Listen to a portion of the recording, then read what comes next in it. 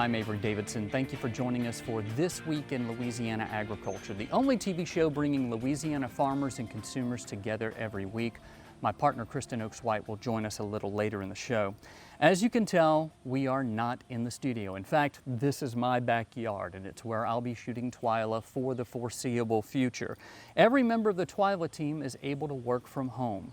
Carl, Neil, Kristen, Jennifer, and Monica are each doing what it takes to bring you Twila without having to get together. So you may notice that a few interviews are conducted via Skype or FaceTime. And the interviews we've shot since the COVID-19 outbreak, we've shot with the CDC guidelines in mind. And then some of the other stories, we shot those before the coronavirus was a global pandemic. So we are working to stay safe.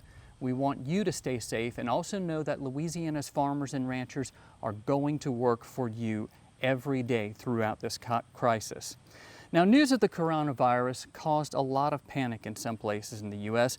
Panic buying of toilet paper, bread, milk, and other staples emptied shelves across the U.S. However, those empty shelves represent stores being bought out all at once, not of a shortfall in production. Louisiana Commissioner of Agriculture and Forestry, Dr. Mike Strain, says the food supply chain is secure even as farmers are already hard at work growing this fall's harvest.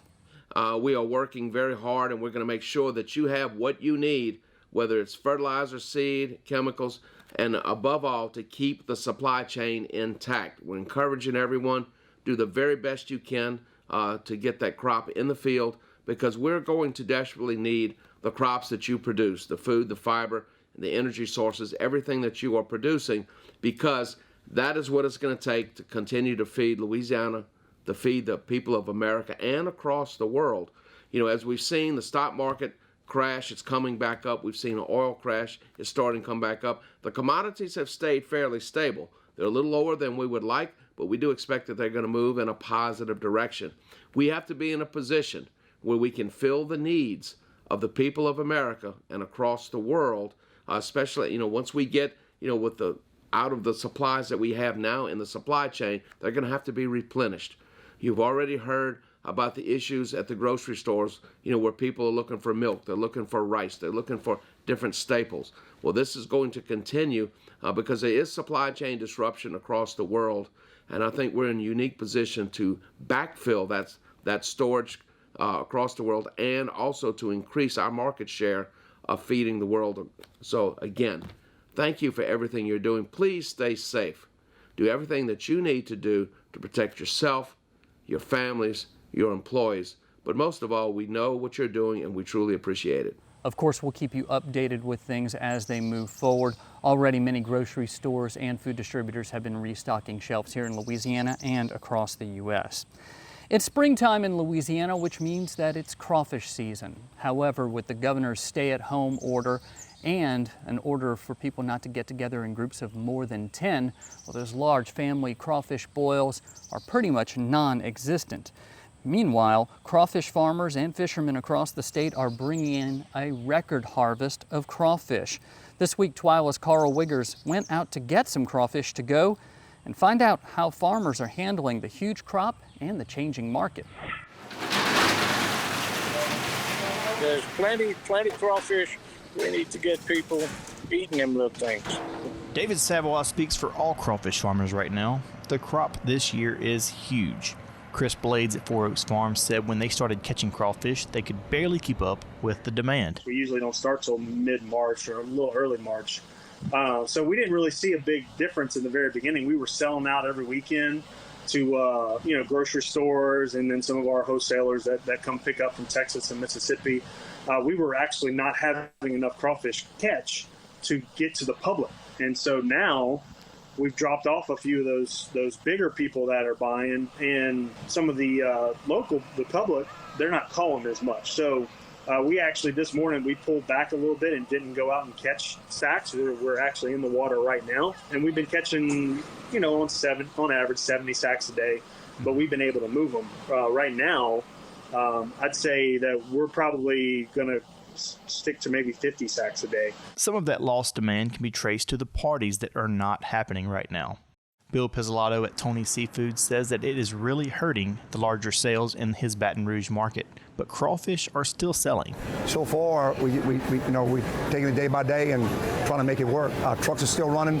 We're still buying from all our same suppliers and we might miss a day every once in a while, but we're trying to keep it going. He says that's easier around the weekend when people are looking for some normalcy in their lives. People have been cooped up all week, so they want to get out the house, and we're trying to, practice the social distancing and wipe down everything quite a few times a day, and we're trying to keep the crawfish sales going. Tony's in Baton Rouge is not the only place you can get this beloved treat. There are plenty of both crawfish farmers and fishermen around the basin, and restaurants and retail outlets for you to shop. Farmers like Blades and Savoy are ready to move mountains to get their crawfish safely into your hands. But if somebody in Church Point wanted me to deliver, I would deliver. We will go to the ends of the earth right now to get this product out there. Wherever you're at, whether it's Louisiana, Texas, just support all your local restaurants on the takeout business or all the seafood markets, because that all helps in turn the farmers that help us, that gives us the livelihood that we have today. Reporting from Baton Rouge, I'm Carl Wiggers for This Week in Louisiana Agriculture. Local farmers, restaurants, and fishermen need for you to eat as much crawfish as you can right now, even if it's just a few pounds. If you'd like to connect with a farmer or a fisherman, you can visit our website at twilatv.org. With all that's going on, crawfish prices are down this week. Usually this is the peak of the season, and crawfish, well, they're certainly big right now. However, the lower prices aren't good for those farmers and fishermen, as sales are down right now. Nevertheless, if you buy directly from a farmer or a fisherman, or from those who buy in volume from producers, you can really help them out. One of those retailers is Tony's Seafood in Baton Rouge, who has kept up its buying in order to support crawfish farmers. Live crawfish there are going for $2.99 per pound. Go up to the counter for boiled crawfish, going for $4.19 a pound. In my hometown of New Iberia, Freeman's Magic Dust Crawfish Express, which is over on Admiral Doyle Drive, has them live for $2.60 a pound, while boiled are going for $4.25 a pound. One of the best deals in the state right now is mud bugs in Leesville, $1.67 a pound live and only 33 cents more for boiled at $2 a pound. The Louisiana Crawfish Promotion and Research Board wants to remind you of two things. First, maintain your social distance whenever you buy crawfish and wash your hands. In fact, you know how you have to be very careful about not touching your face whenever you're eating boiled crawfish? Well, they want you to kind of do that all the time. And also, before you eat, ask before you eat. Make sure it is Louisiana crawfish. Crawfish farmers and fishermen aren't the only folks who need your support. Many of the growers who sell at farmers markets are still harvesting. To help with social distancing, Bretta's Red Stick Farmers Market moved to drive-through service. As Twila's Jennifer Finley shows us, Bretta continues its mission to support Louisiana's small farmers and connect the community to fresh, local, and healthy food, even in these uncertain times. When you come to the market on Thursday, it'll look similar in that you'll see tents, but instead of walking through it, you'll be driving through it. There'll be 14 farmers here with all kinds of good things. Strawberries, grab and go mustard greens and carrots and things like that you would want to get. We'll have baked goods, we'll have meats, we'll have seafood. So it's going to be our usual folks that come to the Thursday market plus maybe one or two more. So important to support those local farmers because right now they need your help. They're harvesting and we want them to be able to sell what they're harvesting. If you have questions, you can still ask them what you need to know about how they're growing or any of those kind of things, and you can feel comfortable that the farmer that you're with will have touched that food and only that farmer. And so it's not so many different people in the food chain that have touched your food. So we feel like your food is not just seasonal and healthy and nutrition, but it's really safe during this crazy time we're all experiencing. We're in the late spring and things are really beginning to pop. Our busiest season is usually from late March through July, and so you can see that we have got to get people out to the markets to buy local produce. We'll also have prepared food. Then we'll have our nursery people who will be set up where you can tell them what you want, whether it's a tomato plant or whatever, and they can pass it over to you. These guys, they're small and sometimes get overlooked when all of our bigger corporations, our bigger food venues are getting all the support from different ways. But the little guy that is small, who really works for his local community, sometimes gets overlooked in some of that. So we want everybody to support them, and so far from what they're saying is, that people are being very helpful about calling them and wanting to see where their produce is available. Bretter will continue to adapt its markets to meet the needs of farmers and consumers. For information about the Red Stick Farmers Market or to find another farmers market in your area, visit our website at twilatv.org. Still to come on Twila, you're probably ready to have something that's not from the pantry or the fridge. Find out where you can get some farm fresh meat right after this. Stay with us.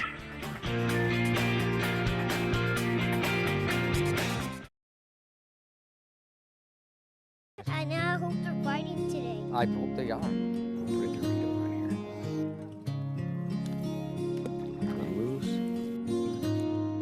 I got a fish! I got a fish! Find your place in the country and the lender who can get you there. Find Louisiana Land Bank. Financing for country homes, recreational property, farms and ranches, and agribusiness. Landowners are minding the Louisiana forest for our grandchildren. A place for wildlife, recreation, lumber for homes. It's the right thing to do. Forestry, covering half our state, all of our hearts.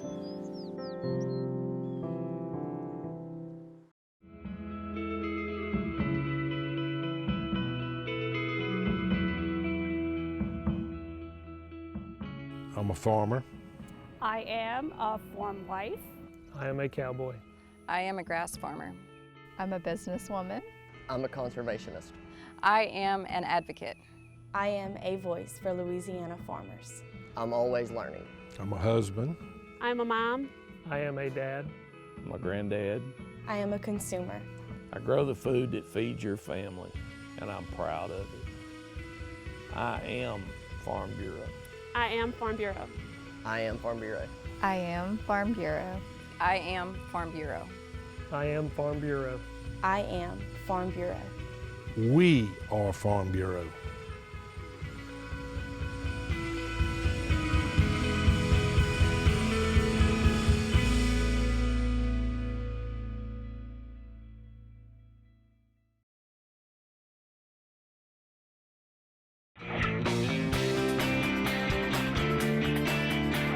Right now, more than ever, it helps to know a farmer. When store shelves seem depleted and meat cases empty, it's helpful to have Louisiana Farm Bureau members who sell directly to consumers.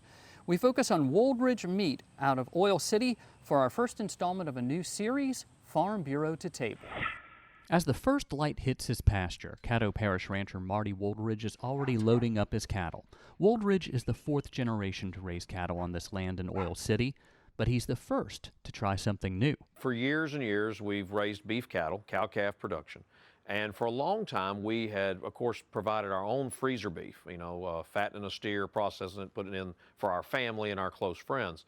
But years ago, it started evolving, and more people were interested in that. We were doing custom beef. But I always like to talk about, most people don't have grandma's freezer anymore. They don't have the big 20 cubic foot chest in the garage. And they don't want to spend that much money that it takes to buy a whole beef or a half a beef a lot of times. So we needed to get to the point of selling 1 pound of hamburger meat if that's all they wanted today.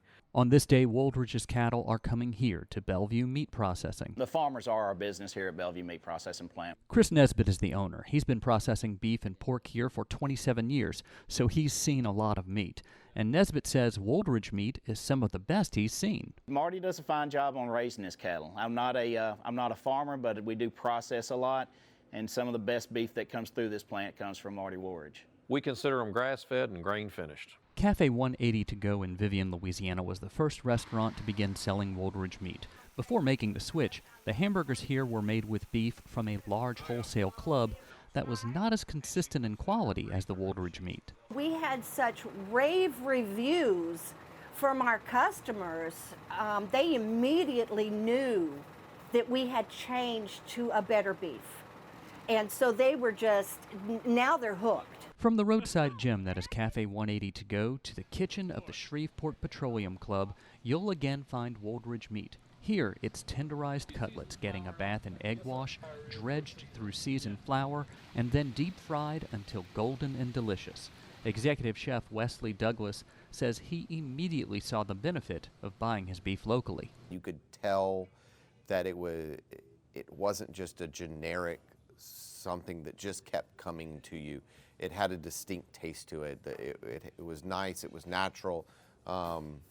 It was much more tender than anything that I had bought that was IQF, frozen, stuck in a warehouse, and then brought to me, you know, after X amount of time that it's been sitting there. You could tell there was a difference to the meat that was refreshing to have, that made it so much more enjoyable.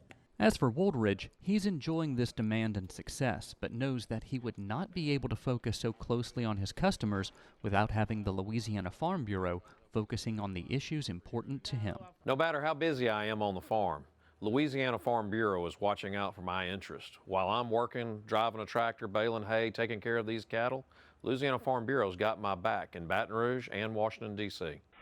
If you'd like to learn more about Woldridge meat or Marty Woldridge, visit our website at twilatv.org. There are other ranchers who are selling meat directly to consumers. In fact, one rancher in East Feliciana Parish has seen a significant increase in demand for beef since the COVID-19 pandemic began.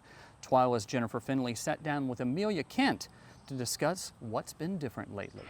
We were talking about food prep just a few minutes ago. A lot of the farmers and ranchers I know are pretty fortunate to have a lot of meat on hand anyways. Right. Are you doing direct sales with that, or any of that happening for you right now? I have received a lot of interest on direct sales. Quite frankly, on custom beef, the fill your freezer with a half or whole beef. On custom calls, I've received more calls in the past week than I have in a year. Wow. And I do think that that's a direct correlation with meat cases being empty. Now, with that said, I have full faith in the health and safety of meat at the retail level. I have no concern of any health issues. Thanks, Jennifer. While many are enjoying some beautiful spring weather right now with a walk around the neighborhood or just hanging out in the backyard like I am, Louisiana's rice farmers are hitting the field to plant much of the state's rice crop. As Twila's Craig Gautreaux shows us, the crop in Acadia Parish is off to a fast start. This year's rice crop in southwest Louisiana is up and growing. Favorable weather in March allowed the crop to get planted in ideal conditions.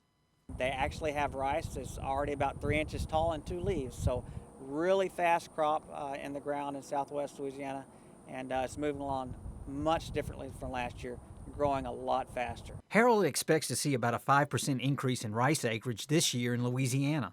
It just penciled out better than some of our other row crops out there. The acres in southwest Louisiana will probably remain somewhat similar. The increase in acres we're going to see is in our northeast Louisiana planting area. Another component fueling the growth in northeast Louisiana is the increasing practice of growing furrow-irrigated rice. It is now a recognized practice by the U.S. Department of Agriculture. The USDA Risk Management Agency has come up with an insurance. It will be an insurable practice for 2020, as well as alternate wetting and drying and other alternate water management practices. So both of these practices can be insured. Because of the COVID-19 outbreak, some off-station research may be affected. Harold says there are still ways in which farmers can get the vital information they need. Means of communication are here that we can use. We can use text messages, pictures, send over text messages. I can answer questions, and we can do a lot of diagnosis virtually now. Because many young people are out of school, Harold says this is a good opportunity for them to be involved with rice planting. With the LSU Ag Center, this is Craig Gautreaux reporting. Louisiana farmers expect to plant about 435,000 acres of rice this year. Now, rice is one of the many crops farmers are planting. In fact, Corn is going into the ground, and soon soybeans will follow. On Wednesday, Twila's Carl Wiggers went out to West Baton Rouge Parish to show us from a safe distance farmers putting seed into the ground. How are you feeling about getting this crop in for 2020? Planting wise, we're in pretty good shape. We have some corn probably about 4 to 6 inches high right now, and we got in about a week and a half ago. We're going pretty good. We had to stop a little while here. We had a rain, but time wise, we in good condition. I guess it's kind of scary. You're seeing the ups and downs of the market, kind of like the stock market with the grains also. I feel positive about it because I think if China comes along, gets back on board, has their country, the coronavirus in control over there, they should start buying some of the promises they made with the phase 1 trade deal that was made with them. So if they come on board, I think we got to have pretty good promise on prices. It is a little strange to see so many people in the country hurting. The businesses not have to lay off people, restaurants, anything, oil field businesses, and all of them not being affected. You feel for those companies. You wish you could do something for them, but as far as our end, we have to continue on. If we miss a planting season, we missed a whole year in a short period. Like many other businesses, you have to continue on. Farmers, we want to wish you one of the best planting seasons possible. We appreciate the work you're doing to bring us the safest, most abundant food in all of the world. Still to come on Twila, we're heading to Kristen's house for a very special Twila boost that is so important right now. Stay with us.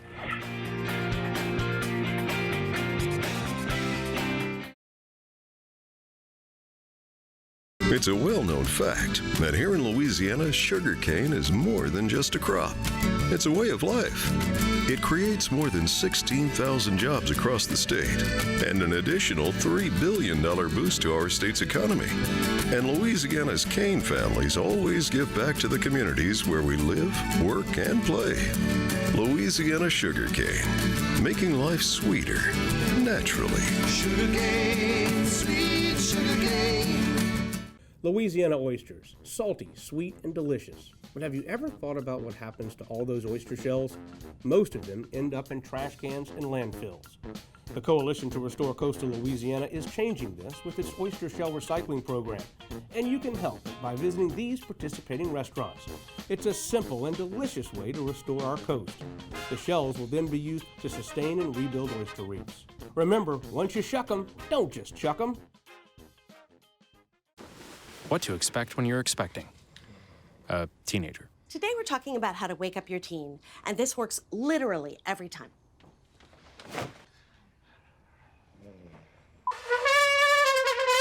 Good kisses. Good kisses. You heard how loud I heard. It wasn't you. Yeah. It was the... Is that bacon?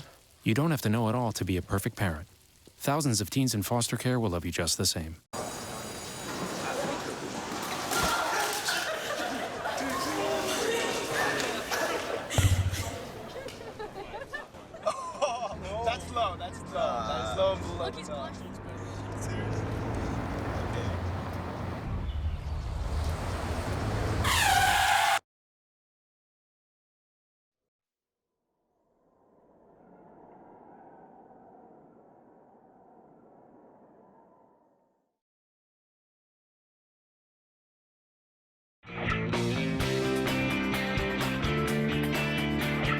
Hello everyone, I'm Kristen Oaks White. As Avery mentioned earlier, just like everyone else on the Twila team, I am also stuck at home. I think that we're all trying to adjust to this new sense of normalcy in the age of the COVID-19 pandemic.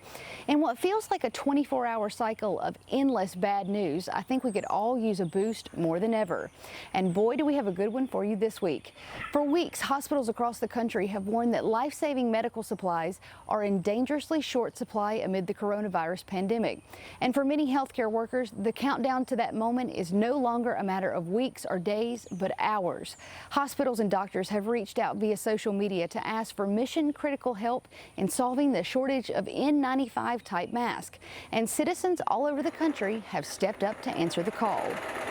Crafty do-it-yourselfers are using their time at home to come together and make masks for those in need. Across the country, groups of volunteers are sewing masks with scraps of fabric to donate to hospitals and medical professionals who desperately need them right now. In Louisiana, 4-H members from across the state were some of the first to step into action. With the help of online sewing tutorials and videos, parish 4-H chapters challenge students to use their time and skills to help fill the need. I'm Landry Brudette, and this is my 4th year in 4-H. And me and my mom started making face masks for all the doctors and veterinarians and people in the community who need them. Emily Eason is an 8th grader at Maney Junior High School in Sabine Parish. Here you can see she's been working very hard to sew masks for medical professionals in her area. In East Baton Rouge and Ascension parishes, students created stacks of hand-sewn masks for Baton Rouge General Hospital. With fabric and elastic donations from their local community, Rain Catholic Elementary School teachers teamed up with local seamstress Maureen Benoit to construct more than 200 masks each day this week for Lafayette hospitals and nursing homes. Joanne Fabrics is currently giving away free fabric, elastic, and other essential materials so that customers can make face masks at home to donate to hospitals. The company also has a video tutorial on its website showing the proper methods to assemble the mask. I was so inspired by the work of these talented, servant-minded individuals, I even decided to try my hand at making a few masks. I studied the online tutorials and did my very best, but as you can see, my work is not quite as seamless as those crafty 4-H'ers. At a time when most of us feel like there's not much we can control right now, this project is giving people a purpose and a way to help. To everyone who's been lending a hand in their own way, thank you. Thank you for shining a bright light in a time of darkness. If you want to help by donating supplies to your local hospital or to learn how to make one of these masks yourself at home, you can visit our website at twilatv.org. We posted a lot of links and resources for you there. Well, that does it for this edition of Twila. We will continue to do our best to bring you new stories from Louisiana's farmers and ranchers, but that will be increasingly more difficult in the days and weeks to come. So if you happen to see a few more reruns from our Twila archive, that's why. You can still watch all of our shows online at twilatv.org, and be sure to like us on Facebook and follow us on Twitter and Instagram. And as always, you can watch all of these videos on our YouTube page, so be sure to subscribe to us there. From all of us here at Twila, thank you for joining us. We hope to see you again right here next week.